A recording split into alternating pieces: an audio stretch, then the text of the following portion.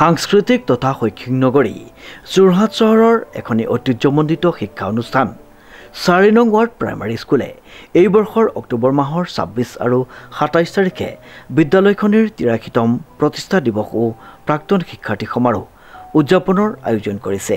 উল্লেখযোগ্য যে ইতিমধ্যে বিদ্যালয়খনৰ বহুতো প্ৰাক্তন শিক্ষাৰ্থীৰে এখনি প্ৰাক্তন শিক্ষাৰ্থী সমিতি গঠিত হৈছে। সমিতিৰ সিদ্ধান্ত মৰ্মে অহা 23 জুন 2024 তাৰিখে দেওবাৰে বিয়লি 2:30 পৰা 4 নং ৱাৰ্ড প্ৰাইমাৰী স্কুল প্ৰাংগণত আগন্তুক অনুষ্ঠানটিৰ উপলক্ষে এখনি সাধাৰণ সভা আহ্বান কৰা হৈছে। তদুপলক্ষে বিদ্যালয়ৰ সকলো প্ৰাক্তন ছাত্ৰ ছাত্ৰীক উক্ত সভাত উপস্থিত থাকিবলৈ অনুৰোধ জনাইছে। নমস্কাৰ, আপোনালোকে চাবলৈ আৰম্ভ কৰিছে নিউজ নাও আৰু মই অনুপম বৰা। ঘিলামৰা শাখা সাহিত্য সভাৰ উদ্যোগত সৈনিক শিল্পী কলাগুৰু বিষ্ণুপ্ৰসাদ ৰাভা দিৱস উদযাপন কৰা হয়। নিউজ নাওৰ এক ৰিপৰ্ট। ঘিলামৰা শাখা সাহিত্য সভাৰ উদ্যোগত সৈনিক শিল্পী কলাগুৰু বিষ্ণুপ্ৰসাদ ৰাভা দিৱস উদযাপন।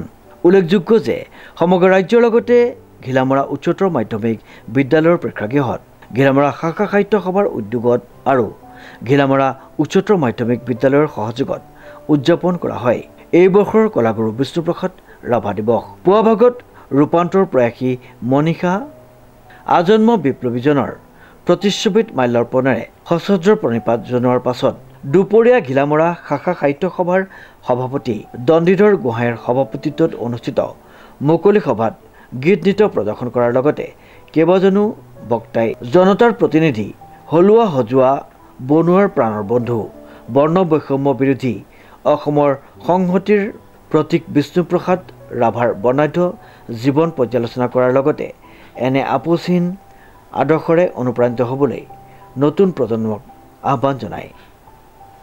শাখা সাহিত্য সভাই আজি ঘিলামৰা উচ্চতৰ মাধ্যমিক বিদ্যালয়ৰ সহযোগত কলাগুৰু বিষ্ণুপ্ৰসাদ ৰাভা দিৱসটি আজি উলহ মালহেৰে পালন কৰা হয় আৰু আজি ৰাতিপুৱা কলাগুৰু বিষ্ণুপ্ৰসাদ ৰাভাদেৱৰ প্ৰতিচ্ছবিত মাল্যাৰ্পণে কাৰ্যসূচী আৰম্ভ কৰা হয় আৰু ইয়াৰ পাছতে কবিতা আবৃত্তি আৰু দলীয় সৃষ্টিমূলক নৃত্য প্ৰতিযোগিতা আয়োজন কৰা হয়।